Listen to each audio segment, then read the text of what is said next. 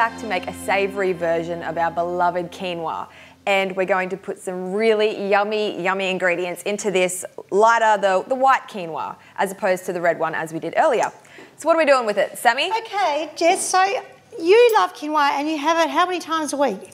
Because it's kind of your staple, isn't it? It is. I probably have it maybe 3 times a week at the moment. Yeah, cool. Yeah. And so when you do it, you just do it something really quick that you can quickly do and get instantly satisfied. I usually look in my fridge, I get my quinoa, look in my fridge, see what I've got. Cool. And I'll just chuck whatever I have in there into the quinoa and mix it all together. So you could always do grated carrot and all that sort of thing, a little bit of cabbage and those kind of things. I use it as a base for a salad or a stir fry or anything. So today we've got a handful of ingredients that are just kicking around. I've got some shiitake mushrooms. These are fresh shiitake as opposed to the dried ones. So these are a cultivated mushroom. They're an Australian mushroom. They are traditionally a Japanese mushroom, as you may know, and they're very revered for their antioxidant activity, particularly to support the cancer process. Now, in Chinese medicine, we say that too many mushrooms is not so great because mushrooms are a fungus or a fungi, as we like to go out with, but we don't want to exacerbate the dampness or the mucus forming or the fungal growth in our gut. So I'm always quite reserved about how many mushrooms I prescribe. But I'm quite fond of shiitake. They're a stronger flavour, and in Chinese medicine we call this flavour pungent. So where you might use 2 or 3 button mushrooms or Swiss browns or a red mushroom, a pine mushroom, you just really need 1 or 2 of these because they're super strong. And if you don't have the fresh ones and you've got the dried ones that you soak and reconstitute, then they're even stronger.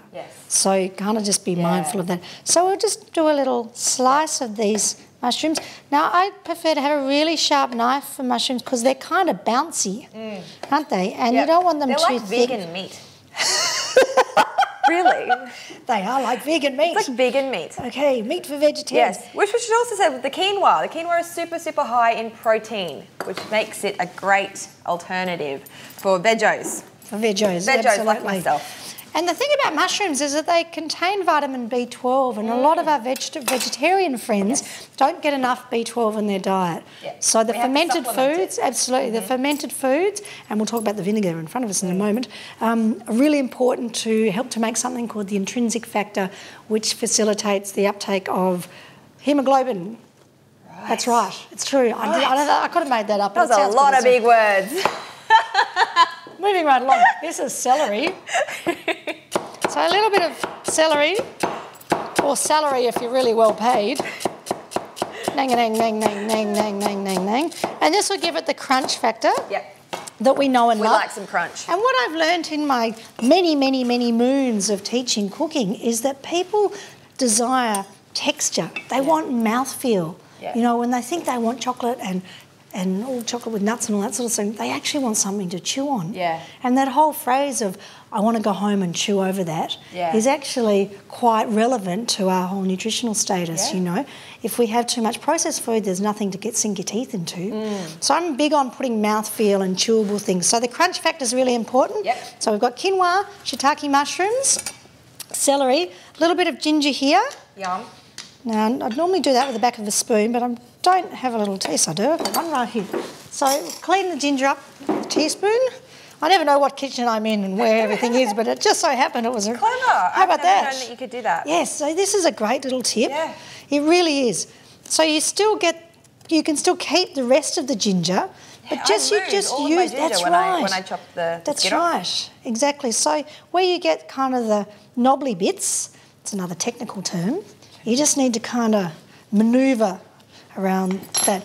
And then using the side of your cheese grater or a microplane, which I love. There's a few things I travel with constantly, even if I'm not working and I'm travelling, and it's a microplane like this. So I've always got ginger, and I travel with ginger. It's anti-nausea. Oh, this one's a bit wobbly, hello. So it's anti-nausea and anti-inflammatory, as we know. It's also good for morning sickness and wine sickness.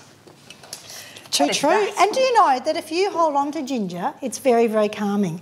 Like if you have ginger in your pocket and you're really freaked out, or you're a handbag, believe it or not, it's really calming because it has that anti-inflammatory response. That's really cool. That's good to know, isn't it? Give that a stir. Powerful stuff. Give that a stir, sister. So we're going to use some maca oil just to bring it all together. Yep. You could use olive oil. It's just I've got macadamia nut oil with me at the moment. Not too much. That's probably I too even much. use flaxseed oil in mine sometimes. Flax would be absolutely Flax. perfect. Yep. A few little almonds again. You can use anything else. If you wanted to put an animal protein here, some biodynamic or organic chicken, lightly grilled or steamed would be a perfect accompaniment to this salad. A little piece of white fish like snapper or brim and bear-it would also be a great accompaniment. Probably red meat might be a little bit too heavy. I find red meat's a little bit too strong for quinoa, but some people find it's okay. I'll try not to shake my finger out the next time. Cut that almond. That's not a good look. Yum. And some lime juice. Just watch I don't spray you with lime there, Jester. So a little bit of lime. And this is where you can season it. Got me in the eye. Did I? Oh. Are you all right? Yep. I did warn her, didn't I? Tearing up. Okay, do you want to talk about this? Oh yes, apple cider vinegar. I love this stuff. This is how I start my day. Apple cider vinegar and lemon juice in warm water to kickstart the digestion and helps to detoxify the liver. And because it's fermented, it's good stuff. What's so it helps to, well, the thing about the liver, I'm just going to put a teaspoon here because I've already got lime. We don't want it too acidic or too sour.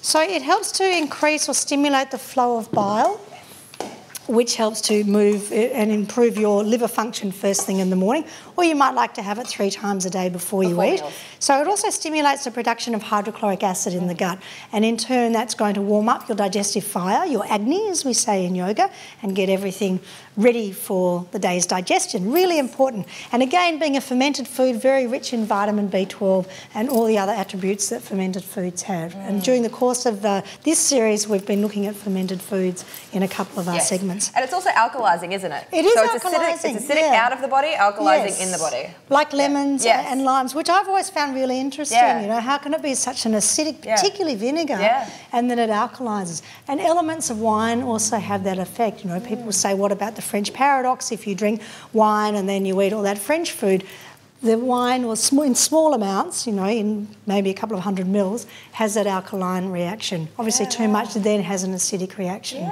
So it's all about alkalinity, pH, what creates acid. We understand that cancer thrives in an acidic environment, and then if we help to balance that acidity and have more alkaline foods, vegetables and so forth, such as the quinoa, very alkalising seed, then that helps to neutralise the pH in the body. Yeah, absolutely. I'd bath in it. I'd put bath water, rinse my hair in it. Of course you would. So we're just going to put a few little Asian. We put a little bit of shiso. Are beautiful. These are micro herbs, and you know they're grown, if you believe it or not. And I know some of my southern state chefs will be like, really? They come from the area around Byron Bay. They come from a tiny little town called the Pocket. And one of the producers is actually called Pocket Herbs, and he distributes to nearly every major restaurant in Australia. Wow. And I went up to visit him, and he's got this extraordinary hydroponic farm, like just rows and rows of different kind of herbs. There must be 30 different sort of flavours of herbs. So we've got some different colours. They're so sweet. So a few little micro herbs, and they're the real thing too. They keep growing. So that's a Japanese shiso leaf, and I think that's just a little bit of, I don't know what that is. I've just made that up. A little bit of, I remember it. I mean, I'll remember as soon as we stop filming. Someone will write in and say, oh, you fool, that's what it is. Okay, so let's put that in the bowl. Do you want some sprouts? Yeah, sure, some greenage. Okay, there's a little bit of more greenage here. So this is the beauty of it.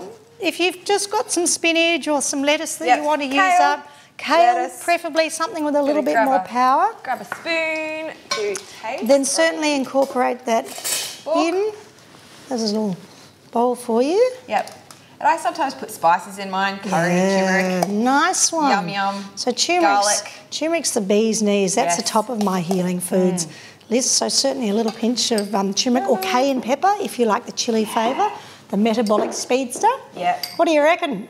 It's going to be good. It's really good. Yum. It's good, huh?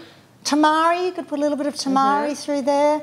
If you do soy, other fermented soy, you could put some shoyu through there. A little bit of organic chili sauce. She's going to wear that in a minute. So that's a quick and easy savoury quinoa story for you to share and like and post all over your own Facebook. You'll love it.